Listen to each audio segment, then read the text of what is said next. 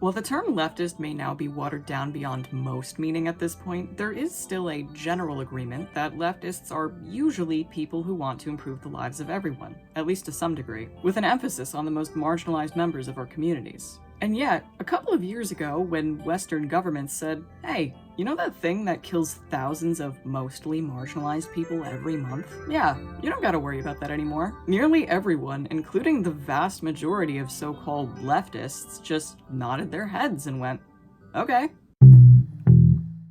Alright, what am I even talking about? I mean, it's probably pretty obvious, but in case it wasn't, I do mean COVID. And before you click off this video because I said the scary C word, COVID denialism is white supremacy in action, my dear. And pretending that there isn't a pandemic anymore doesn't change the fact that, scientifically, there still is one. So if hearing the word alone is enough to send you scrambling to find something else to watch, I think it's probably time you sit down and we have an honest conversation about the reality of the world that we're living in, instead of continuing to bury that deep down and avoid accountability. But before we can have that conversation, I think the first thing we need to discuss is what the hell even happened anyway. I mean, there was a time towards the beginning of the pandemic where even liberals staunchly opposed anti-vaxxers and wouldn't be caught dead leaving their house without a mask on. So why did that even change in the first place?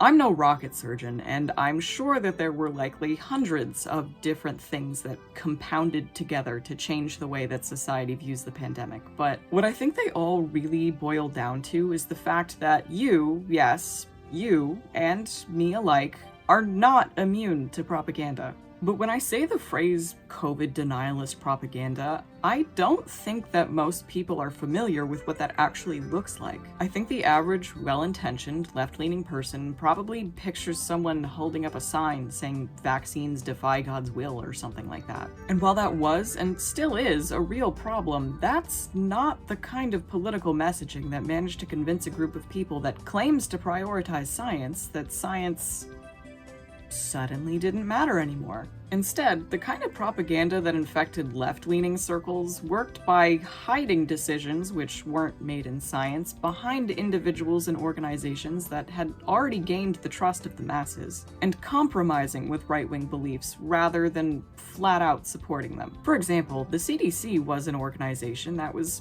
previously considered reputable to most Americans to begin with, and had garnered additional favor with many towards the beginning of the pandemic because of the safety protocols that they put into place and their emphasis on vaccination and masking. So, when they began shortening COVID quarantine guidelines, most people, in good faith, assumed that this was a decision supported by science. Except it wasn't. The real reasoning behind this decision, which most people never learned, was actually because of pressure from the airline industry, because too many workers were out sick. As another example, you've almost certainly heard phrases along the lines of COVID is mild, COVID is like the flu, or that only people with underlying conditions have to worry about COVID. Maybe you've even found yourself saying some of these things to justify your own actions. But if you can take your brain back in time for a moment and remember the beginning of the pandemic, you should be able to recall that all of these were phrases that originated amongst right-wing conservatives to justify their refusal to mask and distrust of vaccines around the time that lockdown began. And yet, once these phrases were co-opted by more politically ambiguous government officials and mainstream news outlets, they very rapidly went from being things you would only hear your flat earther coworker say to being the dominantly held opinion,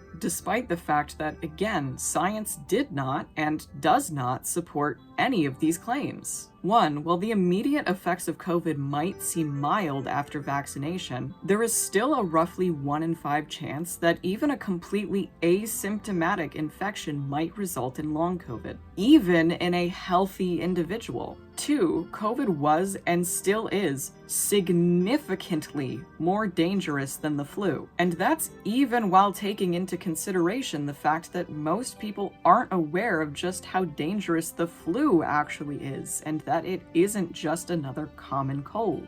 And COVID is still more dangerous than that. And three, not only are healthy people still at a frighteningly high risk of serious health complications after COVID infection, but if anyone actually bothered to read those lists of underlying conditions that were published towards the start of the pandemic, you would find that people who vape, people who have depression and anxiety, people who have ADHD, people who have diabetes, just to name a few, were all on those lists. Nearly every person I know has a minimum of one or two of the things on those lists going on. Most people have an underlying condition even if they don't politically identify themselves as disabled. And besides that, the idea of a healthy individual in a world where our water is full of microplastics, everyone breathes in fumes from wildfires and chemical accidents every couple of months, and everyone is so overworked that they're developing mental and physical health conditions at unprecedented rates is a myth. Pure, untouched, healthy people do not exist.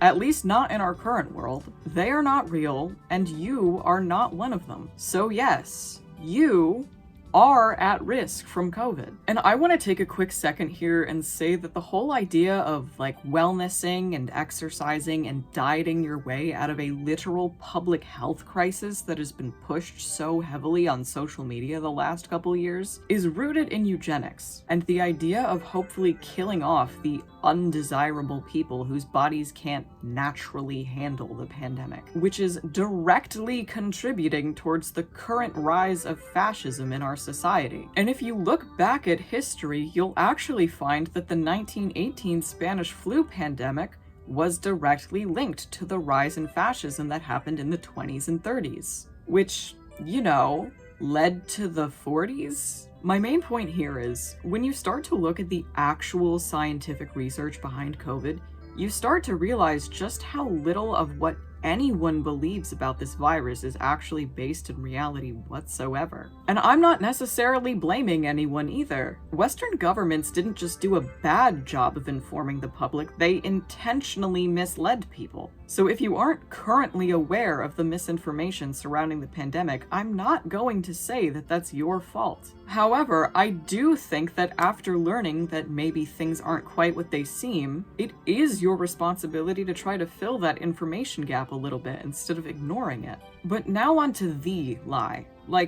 The big lie. The one that I specifically reference in the title of this video. The lie that the pandemic ever ended. According to the literal World Health Organization, it didn't. It is, quite literally, officially, still a pandemic. And even if it wasn't officially considered a pandemic anymore, it is still killing thousands of people every month and infecting even more. And that matters, because it is impossible to create any meaningful left-leaning political movement until that is addressed. You cannot create a successful anti-capitalist movement if you aren't addressing the needs of those most vulnerable under capitalism. And the most vulnerable people under capitalism are disabled people. There is this frightening belief that is held by the majority of able-bodied people that because disabled people can't contribute to society under capitalism, whether partially or fully, we therefore don't have to and are instead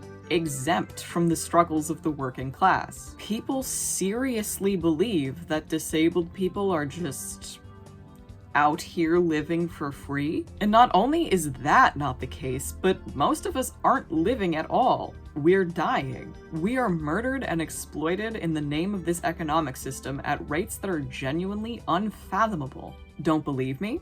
If you close your eyes and picture someone who has been failed, or rather deliberately harmed by capitalism, who do you picture? Maybe you see an unhoused person. Did you know that the vast majority of unhoused people have a physical disability or mental illness? And that for many unhoused people, their disabilities play a significant role in why they lost access to housing in the first place and face difficulties securing new housing? Maybe you picture a working class family struggling to get by. Did you know that people with disabilities are twice as likely to experience poverty and 2 to 3 times more likely to face food insecurity compared to able-bodied people? Maybe you picture a hard-working person who's only earning minimum wage while their boss is getting ready to buy a second vacation home. Did you know that there are legal ways for certain places to pay disabled workers less than minimum wage across North America and Europe?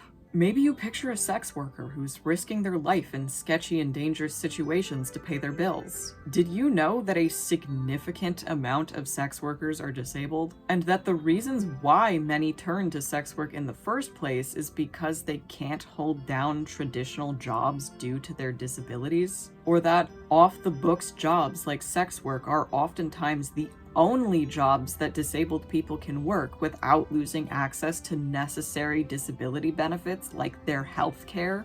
Maybe you picture an incarcerated person. Did you know that more than half of people in state prisons in the United States are disabled? And if we're talking about policing, are you aware that roughly half of all people killed by police in the United States are disabled? Maybe you don't picture someone living in the Western world at all. Maybe you picture someone living in a country that's been destabilized through war, famine, genocide, theft of natural resources, etc. because of Western capitalist countries. What do you think happens when your country is bombed thousands of times? Or no one is meeting any nutritional requirements? Or people are forced to work all day, every day in some of the most dangerous places in the world, like cobalt mines? You either die or you become disabled. Disability justice needs to be at the heart of the anti-capitalist movement because it is directly linked to every struggle plaguing the working class, and all other forms of marginalization lead to disability. Children who grow up experiencing food insecurity, like many people of color do, grow into adults with serious chronic health issues. Women who aren't taken seriously by sexist medical professionals end up being forced to live with oftentimes treatable illnesses that then become disabling conditions. Queer people who have to flee abusive families end up developing serious mental illnesses, among other things, from trauma. It all comes back to disability. In order to make society better for all marginalized people, society has to be made better for disabled people. And that can't happen if you are walking around and potentially killing the disabled people in your community and making all of the other marginalized people around you become disabled. Which, by the way, means fewer and fewer people capable of protesting and physically fighting back against the exploitation of the working class. You can't march through the streets and dismantle the establishment when you can't leave your bed. But what is there to do about this? Surely there isn't an incredibly easy way to save thousands of vulnerable lives that requires zero time and little to no effort. Except, oh wait! There is! It's masking, baby. You need to put that back on your face. Thank you. And in case you were fed the lie that masking doesn't work, it does. Very, very well, actually. And it works significantly better the more people do it. Which is why you need to start, like, now. There are all kinds of masks for all kinds of people. There are cheap but effective masks. There are fancier, expensive masks. There are masks with adjustable ear loops for people like me who can't wear the ones with head straps. There are different shaped masks that might fit your face better and feel more comfortable. But if all of that sounds like a lot, what you need to know is that cloth and surgical masks aren't really ideal because they don't provide the filtration that respirators do, and they don't seal properly around your face. Although there are devices specifically to make them fit better, which does make them significantly safer. But instead, it's probably better to just go with the most recommended masks by disabled people and places like the Masks for All subreddit, which I will link down below in the description, as they have great recommendations based on all of the things that I mentioned before, like price and shape and safety and stuff. But what if you're still not convinced to mask, even after all that? Well, I don't really know how to tell you that you should probably care about other people, especially if you're out here calling yourself a leftist or whatever. But for the sake of providing additional useful information, what are some other good reasons to be masking? The biggest one is you should be masking at protests and as a form of protest. As the government, at least in the United States, is actively trying to crack down on protesters and make the act of protesting more dangerous, wearing a mask to conceal your identity, even when you're not actively attending a protest, is probably a pretty good thing that you should get into the habit of doing. And the fact that places like New York, the hellscape that I call home, are actively trying to ban people from doing so should be seen as incredibly alarming. But if actively resisting the rise of the fascist police state still isn't enough for you. They keep your face warm in the cold. They block out smells. They protect you from all kinds of illnesses, so you might have way more free time to yourself if you're not getting sick with anything anymore. They block out things like pollen and smoke. They make Republicans mad. There are so many reasons why you should be masking, so at this point I am genuinely just begging you, please. In an ideal world, everyone would be masking everywhere until both disability advocates and science supported easing out of the practice, if they ever did. But I am very aware of the fact that this is not possible for a lot of people for a wide variety of reasons, so what I ask instead is this. Always mask at large-scale events like concerts and protests, even when they are outdoors since airborne illnesses spread like smoke. Always mask in places that disabled people need to have access to, like schools, doctor's offices, hospitals, grocery stores, government buildings, the post office, public transportation, and planes and airports. And you should also probably be masking in most places that lots of people frequent, like most stores and at jobs where you interact with a lot of people, like retail. But if you still really don't want to for whatever reason, despite the fact that it would significantly improve everyone's lives, including your own, I guess there's nothing I can do about that. And if you're somebody who can't mask for medical reasons, one, I seriously implore you to make sure that you've thoroughly examined all of your options before coming to that conclusion. And two, if you truly can't, it is still your responsibility to other disabled people to be educating those in your life who can mask and trying to convince them to do so. And again, you don't have to be perfect at masking. I am not perfect at it. Nobody is. But you do have to be trying, because if you don't, we're all fucked.